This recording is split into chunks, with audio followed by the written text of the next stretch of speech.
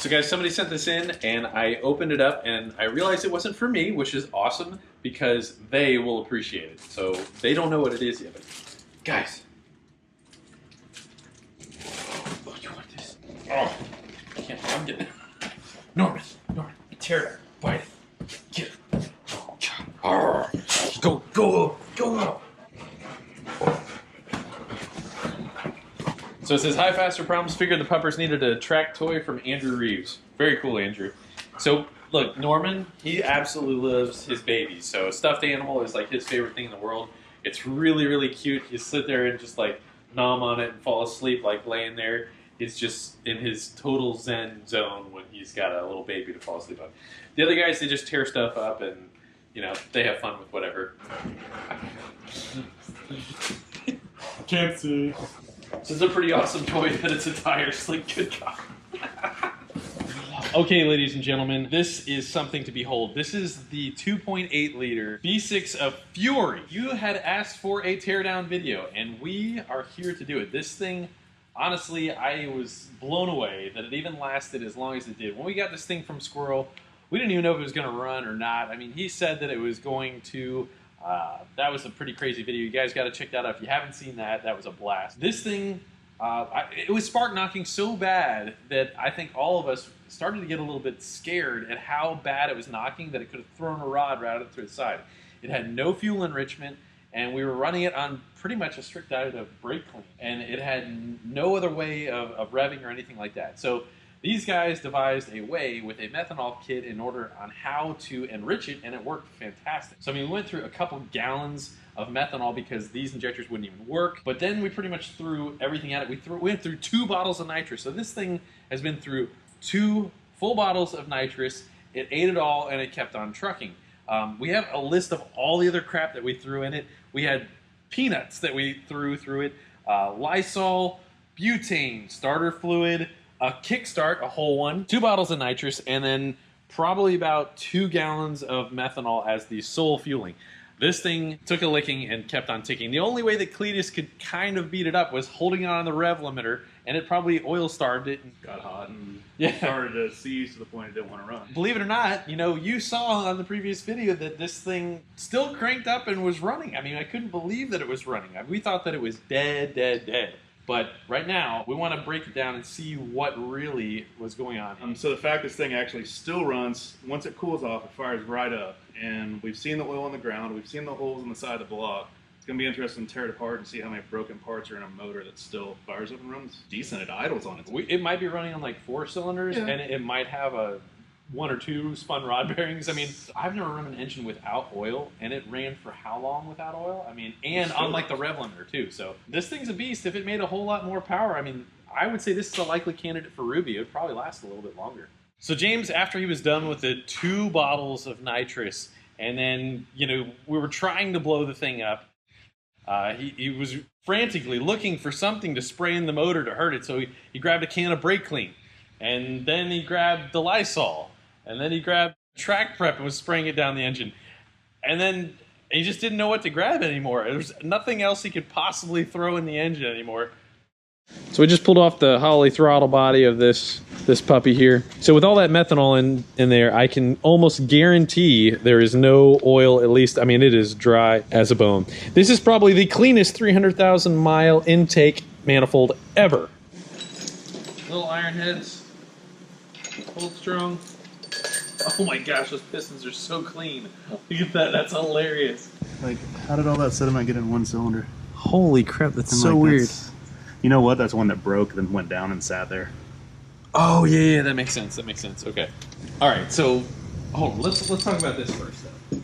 Guys, this is a classic small block Chevy style, and the fact that you have the Siamese runner, and you know, Laz was actually saying this is the first motor that he ever rebuilt was a 2.8 in what year Camaro? Camaro, like an 85. 85 Camaro, jeez. And this is so weird because I guess this is trying to keep velocity. Like, that's so bizarre. What a weird freaking cylinder head. Well, this is weird too because the intake is like it uses the intake of the valve cover.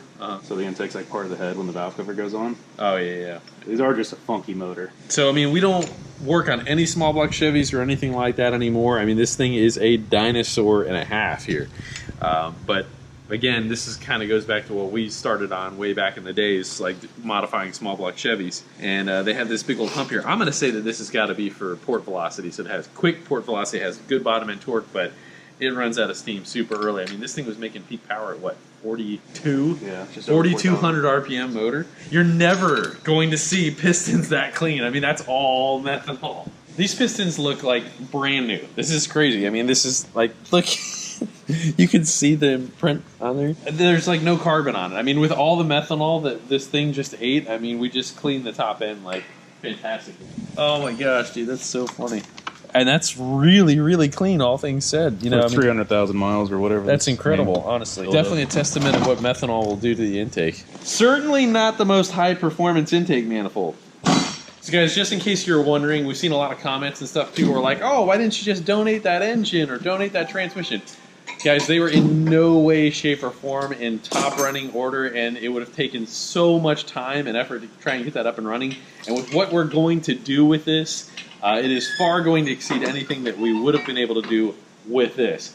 Now look at that. That I didn't see before. All right, now that is some very serious rod knock. We heard a lot of noise going on. We didn't know how bad it was. So we saw some little dents in there, but this is definitely some major block damage. Have we turned it over and seen which rods? I mean, it's got to be this or this one. It's the one with the popcorn in it. Is. Okay, that makes sense. So this one had lots of... so this is an interesting one. Again, we're kind of just playing... Did you look over here? No, I didn't. Oh, dang. In there. All right. All right, so we have 1, 2, 3 windows. I mean, that's a good number on it. You know, all the smoke that was billowing off, we got to have a little replay clip of that. That is awesome. All the smoke was just billowing out of both sides. It makes sense now that we... let's take a look in there. Take a look in there. I think we can probably see... you can see clear through the other side. Look. Oh, yeah, there we go. Very cool. That thing just beat the hell out of itself internally. And it is still running. I don't understand how it was running, but... Right before we decided to pull it out, I hit the key and it fired right up. So right here we had all of this kind of accumulation of the popcorn and stuff. So this, what we're going to say is... Oh, yeah, that definitely hit. Look at that. You can see the... is that from the head, or what is that? It's the top edge of the piston ring area. Is it broken, or is it, or did it just beat the head? Yeah, that would make. I think it beat the head in. Yeah, it's got a little part of the combustion chamber right there. Okay, so this rod would have stretched or been letting go and hit the head of a whole bunch, and then all right. So this rod has to be broken because we have the accumulation. The other pistons were moving and kind of pushing out all of that. Where it's not moving, it just kind of accumulated. So there we go. Look at our cam, still looks pretty good. That's crazy, man. Oh, we got a little piece of something. That looks like a piece of piston. Someone's not home. Gosh, I can't believe we only have one rod that's freaking tore apart. That is amazing. That rod's tore apart over there, and this hole's up here. Did it just freaking kick stuff around and like beat itself? Mm-hmm. We're gonna have to pound the oil pan in a little bit, but let's get that oil pan off. It's pushed out past the flange bolts, so I gotta. Oh, okay. I smash this That's back what you were in. saying. Yeah, here, get this. It's gonna be good. We can get to it now. I thought we'd have more than one rod messed up. Like With 3 holes. yes, Three seriously. holes, one rod. Wow, that is the saddest, nastiest. Ugh. A lot of metallic. I know. That's crazy. It had the same knock sensor all the way up until freaking 2005. Oh. The pistons are like brand new inside. So all you're saying is I need to go ask Squirrel for a rod? Yeah. It'll be good. It'll be good. There we go. Oh, that. Ooh, look at that. That is nice. That's some good carnage. Dang. This is some... Look at the goods there. Oh, yeah. So, look. Obviously, we had a rod stretch right there. Rod stretch. The piston hit the head because you can see the impression of the cylinder head on the piston. Dude, these are... Free giveaways. Perfect. Come on. You guys buy a shirt, and we'll include possibly some pieces of piston there. Jeez, dude. Look at that. Man, all the bottom side of the piston was hit with the other pieces of piston. It was like, nah. Yeah. It's kind of like James when he's like ran out of stuff to throw at it. You know, really the oil pickup is not bad. All things, I mean, 300,000 miles. You know, the cam looked fantastic, and I mean, guys, we ran this thing without oil. Oh, give me that back. Oh, we gotta lift it. Look at the top of the piston. You can see that groove is from the combustion chamber. Exactly. That's so cool. That's cool. And look at this. So flat tap it, hydraulic, and let me try and get it to swipe clean, but no real wear without oil. I mean, that's crazy. Squirrel did build this motor. What? That's a Speed Pro piston. That's Look how thick that what ring the line hell? is. Told you to put the turbo on this thing. It's a hot rod. Oh my god.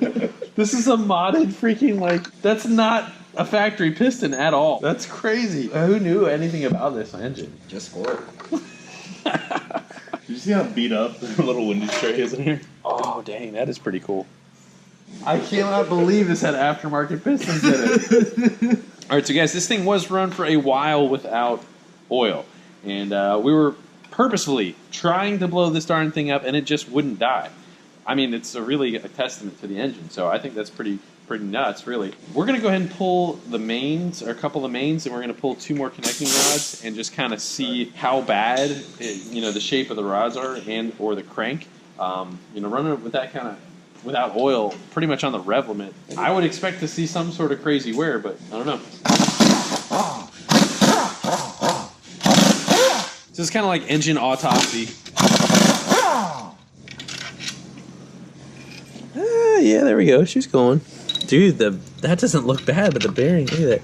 It's like here, feel that with your nail, because it doesn't really feel like anything. That's a little polish job. Thrust bearings. This was really not as bad as it thought. Oh, seriously, man. So if That's we can amazing. pick up 1 rod and a piston, like, we should be good. Put it back together and just boost it. I would have expected so much worse. Sliding right out of there. Are you kidding me? Easy, now we're saving the rest of these things. Wow. But these other guys were holding on really, really strong, though. I mean, really, really impressive. Now, we never had anything to check oil pressure or anything like that. I mean, there wasn't any oil pressure at the end. There was no oil in it. But honestly, I'm just blown away at how hard this thing ran with no oil and just all the abuse that it took. So we just noticed something here. There was a little... We're looking at it, and Laz goes, hey, that's kind of dry. And I was like, yeah, it is kind of dry. And when you look at it, it's much darker here versus there. And then George was like, oh, you didn't notice the bearing sticking out the side? And I was like, oh, yeah, there is bearing out there. I mean, it really has kind of like welded itself, There. So, biscuit. Look at that. What Beautiful. bearing? The bearing is... Spin it back down, Wes. So that is a definitively spun bearing. The bearing is no longer where it was. It went underneath the other bearing right there. Kind of welded itself. I mean, you can see all the different metals and stuff. So yes, absolutely. Good call. Oh, that's a nice one, man. That one you should keep. That's a pretty cool one. It's like all the welding slag is kind of spattered all over the place. Molten metals. Oh, yes! Did it land in it? You could have yourself a personalized piece of spud bearing for $99.95 plus $99.95 shipping. Dude, the crank isn't that bad though. Like, that's handiwork though. That just doesn't happen by accident. Awesome. That took a little bit of effort. That took a lot of effort actually. All right, this one's gonna go on display. Yeah, I want to keep this like that. That's cool. That's pretty cool looking. But watch the rod when I rotate the crank that way. There ain't no bearing in there. Look at it. You see that? No. It's It's not like moving. the amount that it moves before the rod moves. You want to just take it off real quick? Oh, wow. Yeah, I see that now. Come on. You want to catch it, George? Whoa. Thanks for the heads up. Oh, I like Look at the that. stretch on it. That's a doozy. Oh, That's pretty cool looking, really. Whoa. Careful. You might do a split here. That's got the nasty on it, for sure. Guys, look at the bearings on that. Oh, that is super cool looking. Dude, that's really neat, man. So it's been distorted, stretched, and when we pulled off the connecting rod cap, this was definitely twisted, but this is really kind of distorted a whole lot. There's a lot of play in there, as Laz was kind of showing as we turned it. It's almost like there was like an 1/8 inch before it engaged. So this was definitely getting ready to go. This is a lot of the noise that we kind of heard as well. When you get a little bit more clearances here, the rods start to like clack a lot. And it is rod knock. It was definitely rod knocking very profusely. All right, so guys, this was an absolute blast to blow this thing up, and it's been pretty fun checking out actually what happened and kind of piecing it all together and making sense of it, kind of like we're doing an autopsy, you know. I definitely enjoy it, but again, we didn't do this because we're just sick people. This was just, it was fun. It went out with a bang. We got good things coming, and guys, we are going to be taking some veterans out for rides in this, but the build on this is going to require a lot of help from you guys. We need some input. This is a crazy, weird thing because a lot of people haven't done anything exactly like this. We are trying to make some big power, and we don't even know which power plant we're going to put in, whether it's an LS or an LT. We got a whole bunch of stuff coming up with this thing. I'm excited to see where we're going to go with it because we don't even know exactly what we're doing, but we have a good idea. So guys, thank you so much for watching. Please like, subscribe, share. We'll see you soon. God bless you guys.